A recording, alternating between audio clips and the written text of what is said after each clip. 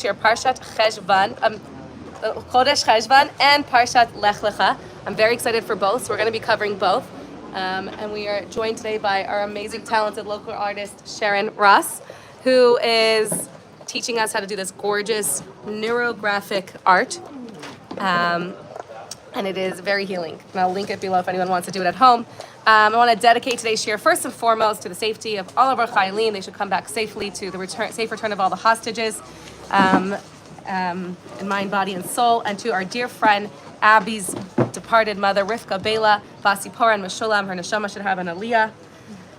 Thank you so much, everyone, for being here. Okay, so I think we'll start with the Parsha. I can't decide. Do you guys have any Parsha, Chodesh, Parsha? Okay, I really like Lech. I really connect with Lecha. Do you mind checking again if it's working? Because I put my phone on silent.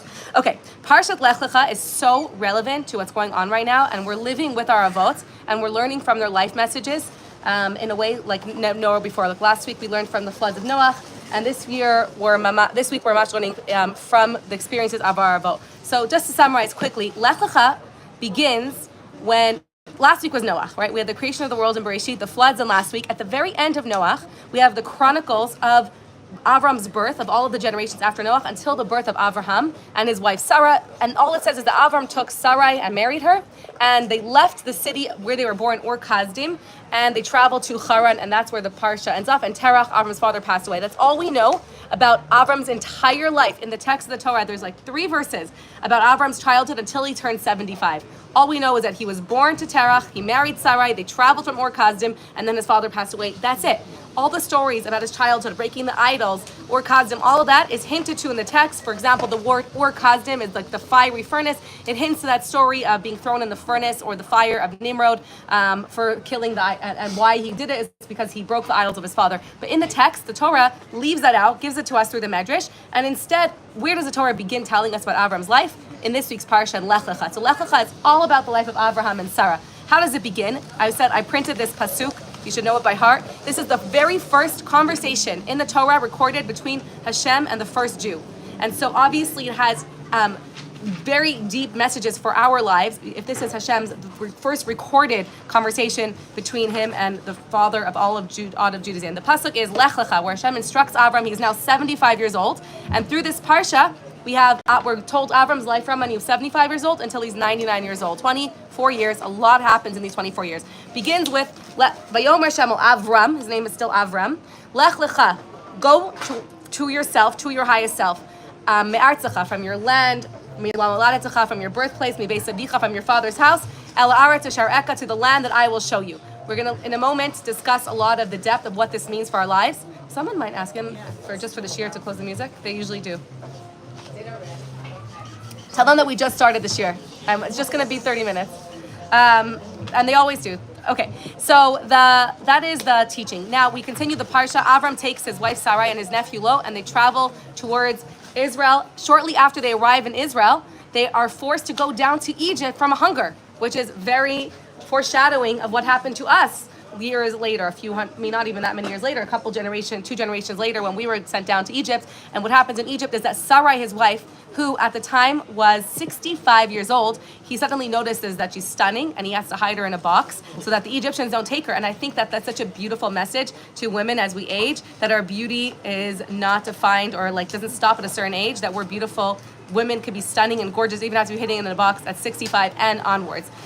So I thought that was a really powerful message. So he has to hide her in a box, and that's when Paro he says she's his sister. Paro tries to take her. Sarah resists, and Paro is sent an angel of death, and then Paro in the end sends them away with tremendous wealth and food and cattle, and they go back to Israel. In Israel, they have the Bris Bein HaBsarim, let me just make sure I'm going in the right order. Back in Canaan, Lot separates from Avram because they have so much cattle, and he goes to settle in Sodom, where he falls captive when the armies of Kedar Laomer conquer the 5 cities of Sodom. Avram sends out with people to rescue his nephew. He defeats the 4 kings. He's blessed by Melchizedek, the king of Sodom. And that's when we have the Bris Bein HaBsarim, where Hashem literally in the text promises us our land. And from here we should know with confidence that the land is ours It is from the Torah. Hashem made a promise, a physical bris with Avraham to say that this is your land. It will be yours for you and all of your descendants to come. The Holy Land is bequeathed to them as our eternal heritage. 10 years later, Avraham and his wife is still childless.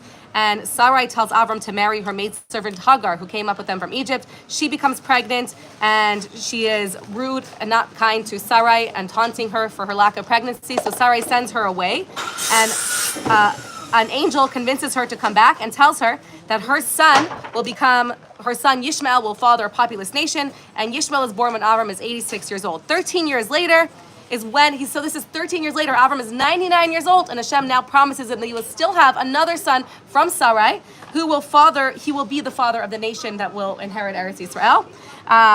That will be the great nation that Hashem promised him to do, and he changes his name to Avraham. And he changes Sarai's name to Sarah. Avraham means father of Hamon, of multitudes, and Sarah means that she'd be a princess. Sarah means a princess. Avraham, then he tells him to circumcise himself and his descendants as a sign of the bris, and Avraham immediately does, circumcises himself and all the males of his household, and that's where we end until next week. Okay, what I want to focus on today is, if this is the first communication, Lech Lecha, the word Lech Lecha, and that verse between God and the very first Jew, this is where the Jewish nation is beginning, what are the messages we can take from this?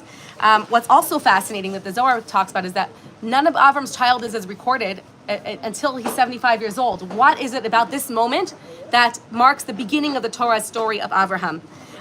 Why does it start here? So we learn a lot of messages. Number one is the words Lech Lecha. Show us that as Jews, who we are as a Jewish nation is we're mahalchim. We're constantly moving and climbing to higher and higher levels. Angels are called omdim. They stay in one place. And so our deep message for ourselves is that we should never be satisfied with where we're at. We should always think about how I can be a better person, how I can climb higher. We never reach that's it, my plateau. I've moved to Eretz Yisrael. That's it. I've reached my highest level. I'm done growing. We're constantly growing. And growth and movement and mahalchim doesn't always mean moving in a linear direction from point A to point B. And we see this in Avraham's journey, that his journey to go to Eretz Yisrael took a lot of detours. He went to, and a lot of times in our lives, we feel like I'm moving backwards. It's better, we learn that moving backwards is actually better than not moving at all. Because if you're not moving at all, that's when things start to smell. When things stay in one place, like water that stays in one place, if you go to a river in Israel and doesn't move, it becomes green and moldy. But if it's moving, even if you're moving in the wrong direction, movement is life and it's growth. And sometimes moving towards your goal means taking a few steps backwards. Sometimes when you're trying to heal, you go to therapy, you uncover trauma, and you feel like you're moving backwards, but that's actually part of the process of moving forward. So we see this in Avram's journey. Hashem told him to go to Israel, and he gets there, and then immediately he's forced by hunger to go down into Egypt. And he might feel like, wait a minute, I'm supposed to go to Israel. Why are you sending me out of the way? Why are you sending me to Egypt? And that is part of our journey. If in our life we feel like we're being taken to places that are not where we want to go, I'm trying to get to healing, I'm trying to get to growth, I'm trying to get to a better life, a better marriage, more parnasa. Why am I going in detours? That is part of the process. And we learn this from Avraham, that the detours in our lives are to uncover even more depth than going somewhere directly. There's a medrash says that Avram was like a spice box, that you have to shake a spice box to get the smell to reach further. So Avram was like shooken up to go to all the different corners. So sometimes when our life shakes us up, it's not a negative thing. If we're in chaos and we're moving in different directions and moving backwards, first of all, there's movement. There's Lech Lecha. That's what we're tasked to be. Lech Lecha is who we are at a Jewish nation when we're moving, and we're not afraid. And also, if we're moving in the wrong way or feel like it's the wrong way, that's part of getting the smell to reach further, getting the depth to come out and bring it out. It involves being shooken up a little bit. So it's not a negative thing. It's for a higher purpose. Another thing is that the Zohar says, why was Avraham even picked? When Hashem picked Moshe, we had his childhood. We had all these stories to teach us why Hashem picked him to be the leader. Why did Hashem pick Avraham to be the first Jew? The Torah doesn't give us anything about his childhood in the text to know this. And the Zohar says it's his ability, his ability to just get up and leave everything, leave his father's house, his birthplace, leave everything that he knew and move somewhere, move into the unknown. Hashem said, where am I going to go? He says, I'll show you where. You have no idea where you're going. And our ability to lean into Hashem, where Hashem wants to take us, is what Hashem made Avraham chosen, and is what we all need in life, to rely on Hashem, to rely on the bitachon, to say, wherever Hashem takes me, that's where I'll go. To have that faith in the emunah, that wherever life takes me, wherever Hashem takes me, I'm going to go with that faith and that emunah. That's lesson number one about the word Lech Lecha, and that connects to the last words of if you look at your source sheets or your summaries, can I show yours? We have Lech Lecha on the second page, where we go through and dissect the lessons we can learn from every word in this verse. The last words are Ela Aretz Asher Arecha. First of all, it's the idea of moving to the unknown, that Hashem didn't tell him where he's going. It's trusting that where Hashem will go, wherever Hashem leads us, wherever we are in life is where Hashem wants us to be. And Chassidut also says, to the land Asher Arecha, that I will show you. Chassidut says that the word Arecha also can be Arebecha, to the land that I will reveal in you. And the true journey of Avraham was not just a journey of going from one place on a map to another, but the true journey of Lecha is all of us being called on Hashem to a level of our Ebecha, to the level that Hashem will reveal in us. And this really is the powerful lesson of this message of Lecha. And why we only hear about Avram's journey from when he was 75 years old and not before, and what the merit Hashem picked Avram for suddenly now. And we learned that Avraham on his own reached his maximum potential that he can reach to on his own until now. And now Hashem says, now that you've reached your greatest potential, it took you 75 years, you've reached all that you can get to on your own. But a lot of times, we know that most of us, hopefully we're humble enough to know that we have not reached even the surface of our potential. We've not even scratched the surface of what we're capable of. And sometimes we don't even know what we're capable of. Well, we definitely have not scratched the surface of our entire emotional potential, intellectual potential, and in this world. And sometimes we feel like maybe the blockages to this are coming from outside of us. Like in Parshas Noach, we said the flood waters that flood us. But truthfully, the biggest blockages to us reaching our greatest potential often is from within. It's from our own insecurities, our own fears, our own limitations, that we self-impose limitations. And here is Hashem telling Avram that you don't even know your potential. You think you've reached your potential. I'll show you. Lech Lecha, go to the place. Lecha. First of all, Lech Lecha means go to yourself. First, Rashi says that first of all, this whole pasuk is unusual. The pasuk, if it could have been simplified as Lech el Aretz Asher Arecha, go to the land that I will show you. Lech Lecha is unusual. Rashi says on a simple level, it's for your own benefit, for yourself.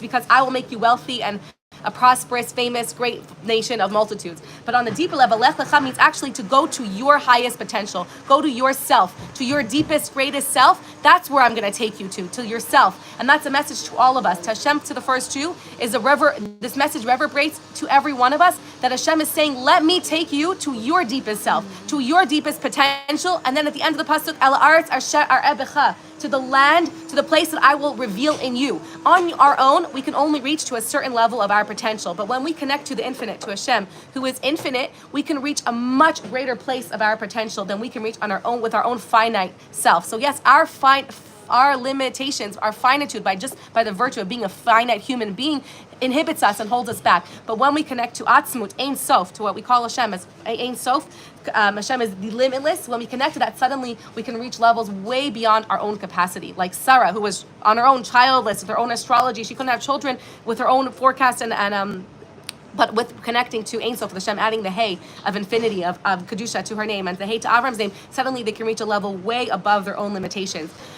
So that's the Lech Lecha. So that is why we learn in Chassidut, why the Torah only begins with Avram from when he's 75, from when he's able to connect to the infinite, until he reached his own levels of understanding God's monotheism, that there's only one God. All of that he climbed to on his own. And that was a certain limitation.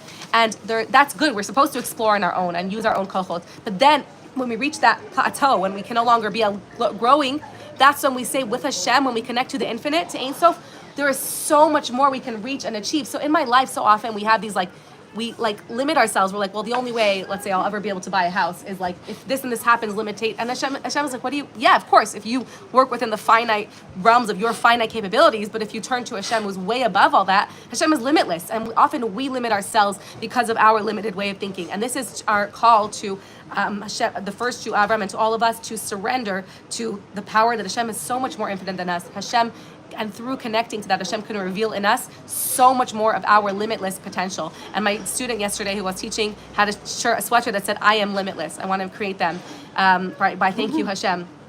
To remember that because I house within me a piece of Ein Sof, I am also Ein Sof. And when I connect to that Ein Sof inside of me, the Ein Sof meaning infinity inside of me, I become limitless as well. So that's the first word, Lech Lecha, go to your deepest, highest potential.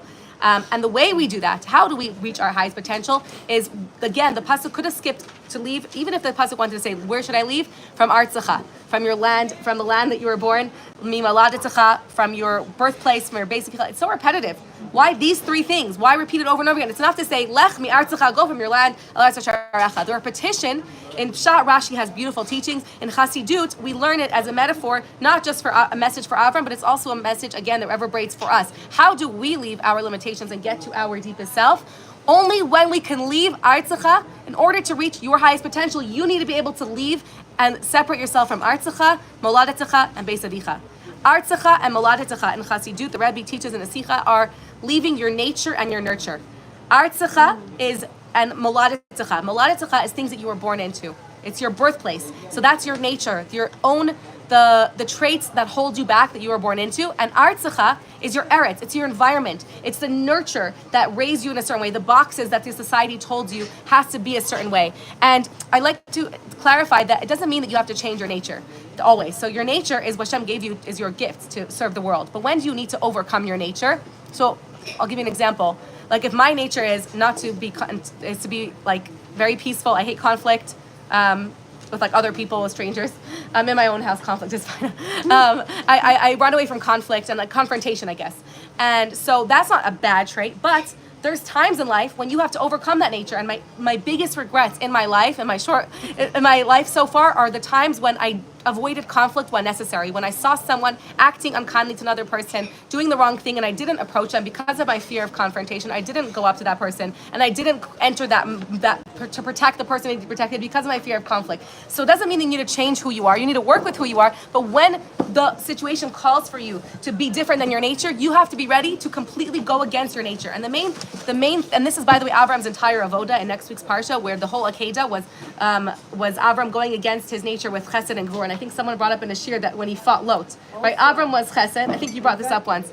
I think Youre taught me this, that Avram's nature was Chesed. He epitomized kindness and not Gvura and boundaries. But in this week's parsha, when he had to go save his nephew Lot, he had to do the opposite of nature. He had to go fight and battle. So yes, we might be peace-loving people, but when we need to battle for something important, when there's a time to get up and battle, we don't run away from it. And so being able to overcome your natural, if you're naturally shy or naturally quiet, but someone needs you to go out and reach out to them and say, hi, welcome them, welcome someone who seems lonely, we overcome that shy, quiet nature. It doesn't mean that you have to change who you are, but you have to be able to, when the situation calls for it, be able to rise above your nature and do even the opposite of your nature when the situation calls for it. So that's overcoming our nature. And there's so many more examples of how we might be in our nature, right? You might be afraid of certain things or inhibited, or you might be more gevura, you might be more limited and have boundaries. But sometimes you need to break that limitation and be all chesed and open your home more. And sometimes you're always opening your home and saying yes to everyone, but that causes your family to suffer. So then you have to be able to have boundaries and say, I can't help you because my family needs me, and so on and so forth. There's times when we need to break our nature when the time arises. Then there's our nurture, our environment. And those are also things that hold us back to reach our highest potential when we grow up in a society that tells us that we have to be a certain way to be successful. I need to have, what success means in life is having a really good college degree and having tons of money, and that's what success means. It means looking a certain way, having a certain body, being a certain size, and that's what my success is. When so many of our environmental teachings that we grew up with, we have to be able to challenge those things. We have to be able to challenge our childhood structures and say, is it true that maybe not talking about my emotional world is bad and embarrassing? All of the things that society told us, we have to be able to question all those things. Like, that's what Avraham, who he was. He was able to question his entire pagan society that served idols. Avraham was ready and willing to challenge that. So we have to be able, it doesn't mean that all of your nurture was bad. Our nature and our nurture built us and it shaped you to who we are, and a lot of it is good. But we have to be willing to challenge and question that. Challenge and question if this part of my nurture, if this part of my environment, from my home, from my community, from the world's values, is this serving me and helping me be my highest self, or is this holding me back? Is someone saying that you should be, meager and you shouldn't be outgoing and you should stay home all the time? Is whatever values that I absorb, be to question all of those and ask if those are bringing me to my highest self or not. So to see whether it is good or bad, and to challenge that. And lastly, Beis Avicha in Kabbalah, Av is father. Av, father, is intellect, and we have to be also willing to concede as well to overcoming our intellectual limitations, because as much as we want to understand everything, and that means that intellect is good, we're supposed to question, we're supposed to ask, we're supposed to understand, but there's also a certain point where we can't understand everything, and there's a certain level that if we only do what makes, sorry, that's there's missiles in Tel Aviv. My phone alerts are on for the Merkaz. Take a minute to pray. Put to daven. What was I saying? So we have to be willing to know that our intellect is powerful. Hashem gave us our intellect to ask and question, but also to know that if I can't only live my life based on whatever makes sense to me, whatever I understand. Sometimes I'm going to have to put my intellect and have humility and know that someone might know better than me. I might not know everything. And when I can know that my intellect is so powerful, but also that there's something even greater than my intellect, which is God and infinity and essence. And sometimes I have to do that. Sometimes there's a mitzvah in the Torah that is so challenging for me that I try my best to understand and I just still can't understand it, or it's so hard for me to do and I don't understand it. It doesn't make sense to me. I don't like it. But at the end of the day, I recognize that God, who created the entire world, also knows better than me and also knows what's best for me. And so that's why certain mitzvahs I do, even though they're beyond my intellectual scope of understanding it. And so that's what Hashem says. You also have to be willing to Avraham, to be willing to leave the confines of your intellectual limitations as well. And it doesn't mean to be like, God forbid, like other religions where we can't question. We still should ask, we still demand, we could still fight, we could still say it's not fair. It just means also to be able to concede to a higher power as well. Okay, I should close my television. I don't like that.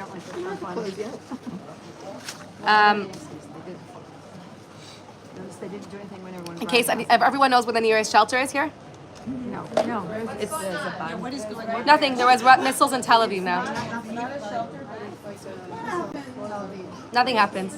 I mean, no one got hurt. No, I just wanted everyone to know in the shiur where the shelter is. So in case, and just so everyone knows, the nearest shelter is in the bus stop right there. There's a door inside the bus stop. We're not going to need it. Right. And hopefully won't need it. Okay. So another beautiful teaching on the word moladitecha that we are born into is the Rebbe says that we have to break out of doing mitzvos by rote. If you are born into Torah and mitzvos, if you are born religious, or even if you weren't, if you start doing mitzvos like as if you were just doing this your whole life by rote, without meaning, without emotion, without passion, then you want to break out of that. Break out of doing everything by route and just like a robot, and really have more of that passion and meaning. Okay. Now, one more teaching on Lecha. Oh, there's two more. That's good advice. Yeah, that's amazing. Yeah, break out of doing your mitzvahs by rote. Mm-hmm. Okay, I want to share this one. There is a crazy cool teaching in this week's Parsha on the parallels of Avraham's going down to Egypt, and it says, it's brought down, the Chamim say, Ma'isa avosim simim labanim, that the actions of our fathers are a pathway or a siman for the banim, for their children. And we see this, that Abraham's, in one element, Avraham going down to Egypt was paving the way for our descent to Egypt a few generations later. So Avraham went down from a hunger. There was a hunger, same reason that we went down 2 generations later for the children of Yaakov went down from a hunger. Also, Avraham's wife was taken. They also tried to take the Jewish women to assimilate. So they tried to take Sarah to assimilate, and she resisted, and Paro got punished. And when we left Egypt, this was paving the way for the bischut. What was the schut we learned? The Chachamim say for our spring redeemed from Egypt, the nashim tzidkaniot. And how was Avraham sent away with rechush gadol? In the schus of his wife Sarah, because of her Paro, because of Sarah's beauty and her resisting Paro, and the angel striking him, just like the Paro let Sarah go and gave them abundant wealth. So Avram went down and he came out the wealthiest man he could possibly be, with so much wealth that he didn't know what to do with it, and they had to move from Lot because there was so much wealth. And this happened literally wherever this happened, and again to the entire nation. So it happened to just on a small level to Avram and Sarah, to the first Jewish family, and then it happened to the Jewish nation later when we went down from a hunger. Was the schut of the Jewish women who held on to our moral values and our morality and our keeping within the families and not giving in to the Egyptians trying to take the women. They had a whole campaign to assimilate the Jewish women. They said that the boys will die and the women will assimilate, and because of our resistance and our tzidkanios, we were redeemed in our schut just like Sarah. And similarly, just like when Avram went down, he went with tremendous wealth. When we left Egypt, it says the whole purpose was literally Hashem foreshadowed it to Avram. He says in this week's Parsha, in the bris, he says that your children will be slaves in a land that's foreign to them. That after that they will leave with tremendous wealth. And the wealth we learn is not just to come out with riches, because we would have gladly not gone to Egypt and been enslaved for 400 or 210 years to not come out with money. The wealth wasn't about the money. The wealth was about the sparks of godliness that we were sent to Egypt to bring out with us. It was the sparks of Kedusha are inside the materialistic wealth, which is literally what Cheshvan is all about. And we were here to elevate the sparks of godliness in the materialism. The rechush, the true wealth, is the godliness, the sparks of Kedusha that fell from the Kabbalah says, from the Tohu, from the world of Tohu, into this world. And we were sent to Egypt to take all those sparks and bring them out with us and elevate them to the realm of Kedusha. And if we wouldn't have sinned with Chet Egel, we could have had, which is the purpose of the entire creation of the world, we would have had Mashiach, which is what we're here to do, to find the godliness in the materialistic sparks in all of our lives, and the materialistic objects that we encounter, that Hashem puts us in touch with in our lives, and to elevate those to Kedusha by using them for a higher purpose, by using them for a Jewish life.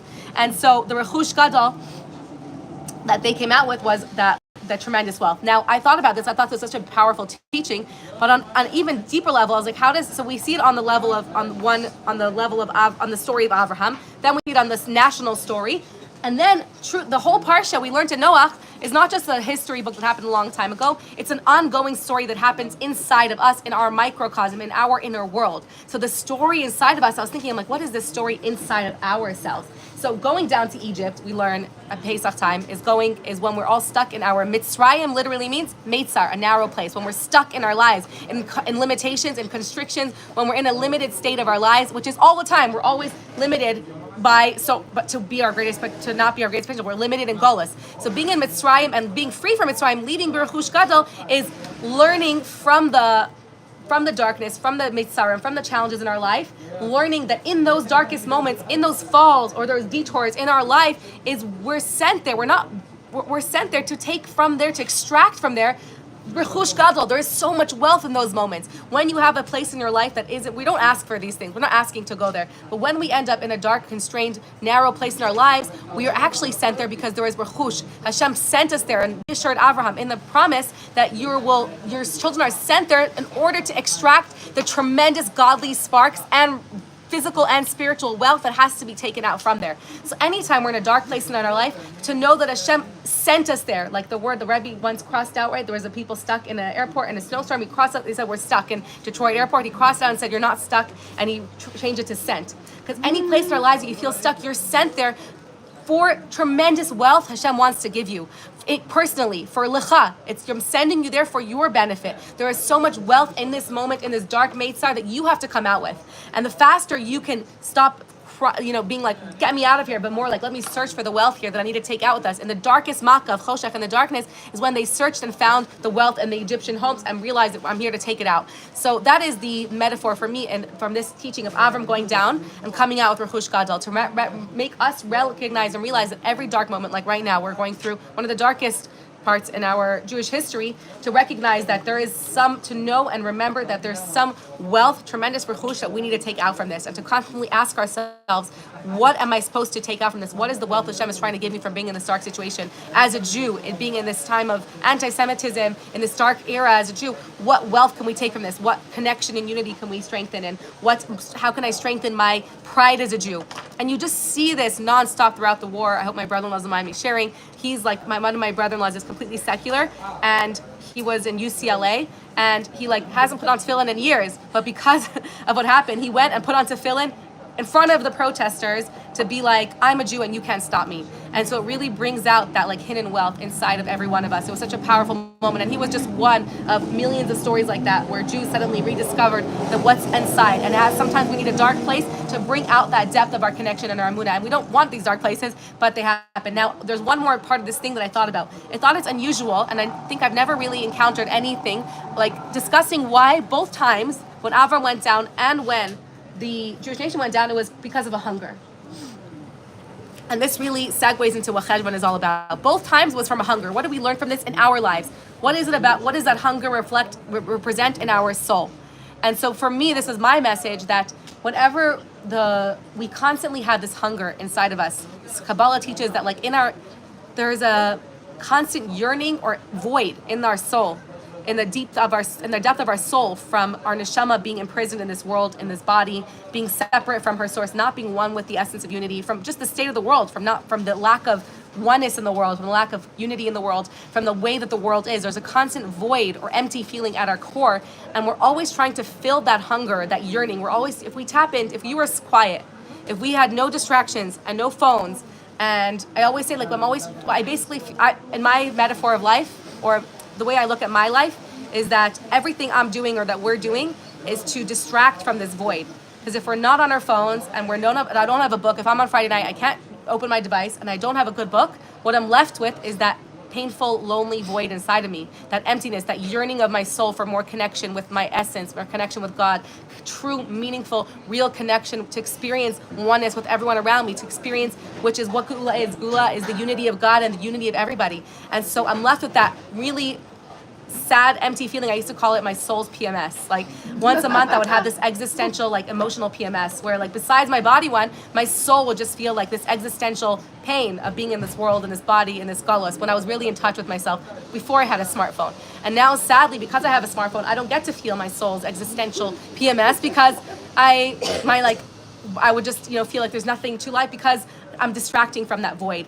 And so that hunger that, like, drives us to go down to Mitzrayim. So my metaphor is that the hunger is what always led us to go down to Egypt. That when we have this void, often what we do is that we try to fill it. I do this workshop with, like, high school girls often to recognize and quiet your outside voices and distractions, to recognize that void or that empty feeling inside of us that we normally fill how? Food. Like, if I'm feeling empty inside at 12, I'm not hungry for food at midnight. I'm just feeling sad or empty or something lacking, and I try to fill it with food, like going down to Egypt and going down to those places to try and fill that void with things that are not going to fill it. Or most teenagers nowadays do, which wasn't available when I was younger. It was like shopping, food, movies. Now it's endless doom scrolling, just endless doom scrolling to avoid engaging with that essence, with that. Doom scrolling is when you just scroll on social media and just swipe and just TikTok. I love that word. It's really doom scrolling. You just keep scrolling, and what happens is the second you stop, you're left with that feeling of internal sadness or emptiness or loneliness, whatever you want to call it. That void again comes up. So it doesn't fill you, because the second you stop eating or the second you stop doing that thing to fill that void, you recognize that you're not fuller. You're exactly where you started, and the only thing that truly fills that void is connecting to the source of true feeling, of the true thing that we're looking for, which is Atzmos, Ein Sof, connecting to infinity, having true meaningful connection with our neshama by doing a mitzvah, by learning, by doing something kind to another person. Those fill our void for a longer time. When I go reach out to someone and see how they're doing, if I do an act of kindness for another person, if I just engage in a very present way with my people, with my family and those around me, if I engage in a present way with my soul by just journaling what my goals are in life, what my values are, what I'm grateful for, all those engaging with Atzmos, with essence, with truth, that connects me to real things and fills that void in a real way. So that hunger represents, I guess, that void and that feeling and that yearning that sometimes brings us to Egypt. But my husband pointed something out really deep, that yearning for the physical things, that sometimes when we feel empty and we want to fill it with food or shopping, the truth is that the Baal Shem Tov teaches is that the reason we're drawn to food and shopping, even though we're not necessarily satiated by it, the minute I'm done eating, I'm just binging more food, is because your soul is desiring the sparks of godliness that are in that food or piece of or clothing, whatever it is that you want to buy. So if you are intentional about buying it for that reason, if you're intentional about eating, then you can actually be satiated by the sparks, and your soul could be nourished, right? We had a whole other class on nourishing our soul in addition to our body when we eat or buy things or engage with the physical world. So the way we can engage with the physical world is by being aware that the real reason that I'm drawn to binging right now or to eating right now is A, because I have a void I want to fill, but even B, that maybe in that physical thing that I want is nourish. My soul wants to elevate those sparks. If I can intentionally be intentional about, I'm going to eat this and make a bracha and elevate this right now, I can actually be more satisfied and be more nourished and less empty from that interaction with the physical world, and I can actually do what I meant to do, which is go down to Egypt to bring out the tremendous wealth that's there. So I thought that was such a crazy circular parallel, that this whole going down to Egypt, coming out with the wealth through the zchut of the women was just exists on so many deeper and deeper levels in Avraham, in the Jewish nation, and then inside of us in our soul as well. I want to end off the Lecha with one more thought. There's this pasuk that in this bris, the bris bein Absarim is the covenant of the pact of the that Hashem made with Avraham, promising him that he'll give him children, and that promising him this land that we're in right now to be his inheritance.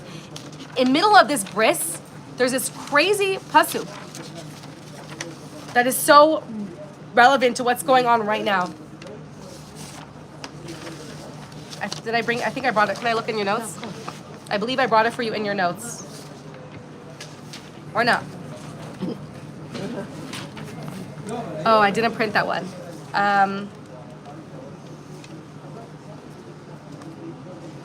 Okay. It's in, I'll just tell you where it is. It's in chapter, Perek Tesvav, Pasuk Yud Beis. So 15:12 in Parshas Lecha. Vayehi shemesh lavo. The sun was about to set.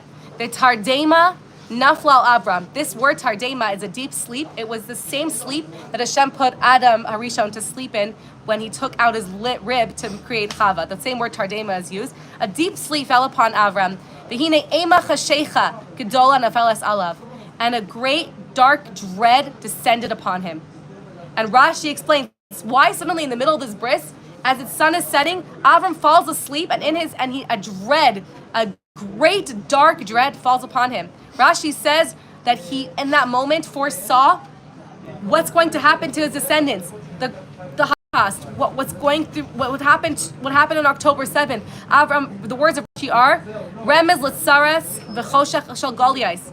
It was the Vihine Ema. It was a symbol of the woes and glooms of the Jews in exile.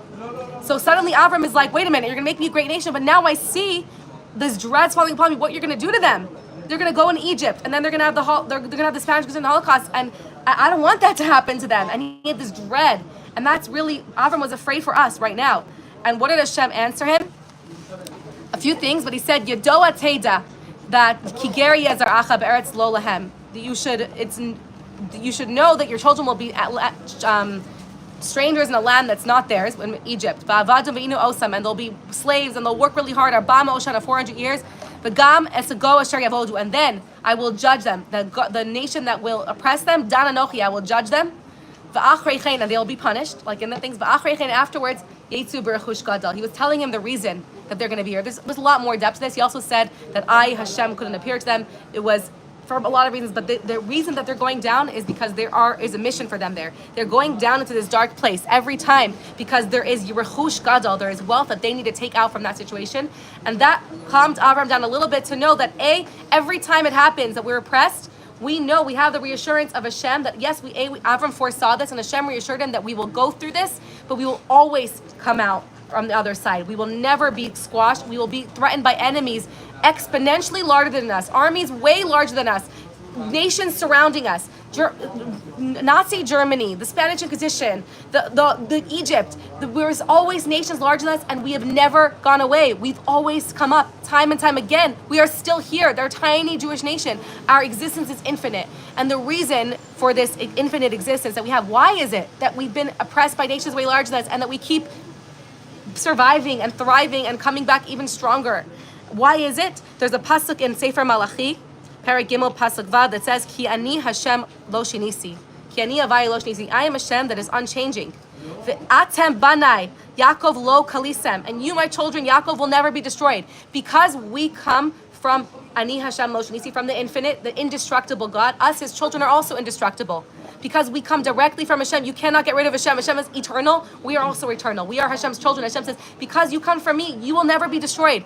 You are indestructible, just like I am, because you are part of me who is infinite. So we need to know that we are indestructible. There's nothing that can touch us. We are infinity. We are part of Hashem's infinity, and nothing can touch us. And the takeaway from this, which I touched on earlier already, the takeaway for this in our lives is that if our sense of security and strength comes from our army or from our wealth, let's say, or from knowing that I have a good job and a great status and a house and tons of wealth and I feel secure in that, then that's a very shaky foundation, because all of the physical, anything physical in this world can be taken in a moment. You could be the most loved person in the world, and in one day you could be the most hated person. You could be the wealthiest person in the world and be broke the next day. All the physical things are not real. They don't come from MS, so therefore they're not eternal. They're not Aniyesh and Loshanisi. They can change in a moment. But if we connect to Atzmos, to essence, to Aniyesh and Loshanisi, to the infinite that's eternal, to Hashem who's Netzach Yisrael that's forever, and we connect ourselves and build our foundation of security, not on things that we can be taken away from us in a moment, but if we build our foundation of security not based on the fact that we are connected to Hashem who is infinite. If I base my sense of self, then my foundation is so much stronger, my sense of security. And we need to do this for our children. Let them know that we're not strong only because we have an iron dome, because that can also be we have a new missile that will not be protected by Iron Dome tomorrow. We are strong because we have something way greater than the Iron Dome. We have the ultimate eternal Hashem, who is indestructible, who's infinite, who has never gone away. We are part of Am Yisrael, who is Netzach Yisrael. We're here forever. And my sense of self, and knowing that I am loved in this world is because of my looks, my brains, my body. All those things could be taken in a moment. In one moment, my looks will fade. Everything that will go away. And then my foundation of my sense of self and self-love and worth is on such a shaky foundation. But if my sense of self-worth is because of my neshama, which is eternal, which will always be there, and then my sense of value and self is so much stronger. And if my love for other people, if I recognize my love for someone else is eternal, it defies their body, it defies them living in this world. I love people even after they've passed. My love for them does not go away. Those things are eternal. So the more I strengthen and build my foundation of security on things that are forever, that my love with the people that I love, my love for the love that people have for me, that defies their life in this world or body, which is transient. My love for people should be not based on their body, but based on who they are, based on their essence, because that is eternal, and that's what is true. And my sense of self is based on my soul, which is infinite, not my body or my external accomplishments. I don't love people for their external accomplishments. I don't love the people around me because of what they did and accomplished. Those things can also be taken away. So my love for myself, or my sense of worth and feeling like people love me because of my accomplishments is so silly, because those can be taken away from me in a moment, and then I'm left with nothing. But if I know that my self-worth is because of my essence, my soul, which is Ein Sof, which is eternal, then I have a much stronger foundation. And we need to practice building this connection to Ani Hashem Lo Shinisi, to our eternal neshama, to eternal things that are eternal for us and for our children, to create a sense of security and knowing that we will always be here. And that was the promise Hashem gave to Avraham. So thank you for joining Parshas Lecha. If you want to stay, that was 40 minutes. If you want to hear about Parshas Cheshbon, it really ties into this Lecha, and you can stay for that shiur. Feel free to go. Thank you for joining. Share this with your friends if you liked it, and sponsor a shiur for a loved one or a birthday or anything. Thank you for joining, and I'll see you next week.